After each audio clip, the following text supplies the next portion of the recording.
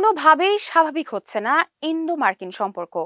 এর আগে অতিরিক্ত শুল্কের চাপে অনেকটা বিপর্যস্ত অবস্থায় রয়েছে ভারতীয় অর্থনীতি।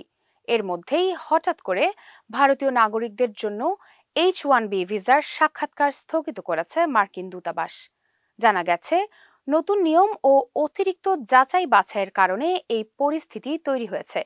যুক্তরাষ্ট্রে H1B ভিসার জন্য আবেদন করা হাজারো ভারতীয় আবেদনকারীর নির্ধারিত ভিসার সাক্ষাৎকার হঠাৎ স্থগিত করা হয়েছে।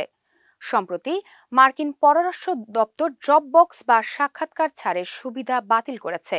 ফলে H1B সহ বেশিরভাগ নন ইমিগ্রেন্ট ভিসার ক্ষেত্রে সরাসরি সাক্ষাৎকার বাধ্যতামূলক করা হয়েছে। আবেদনকারীদের সোশ্যাল মিডিয়া অ্যাকাউন্ট সংক্রান্ত অতিরিক্ত যাচাই চালু হওয়ায় ভিসা প্রসেসিং আরও ধীর গতির হয়ে গেছে। ভারতীয়দের অনেকের সাক্ষাৎকার ডিসেম্বরে বাতিল হয়ে নতুন করে 2026 সালের মার্চ পর্যন্ত পিছিয়ে গেছে। বিশেষজ্ঞরা বলছেন, এই ধরনের বিলম্ব H1B ভিসার ওপর নির্ভরশীল হাজারো প্রযুক্তি পেশাজীবীর পেশাগত ভবিষ্যতে চাপ সৃষ্টি করতে পারে।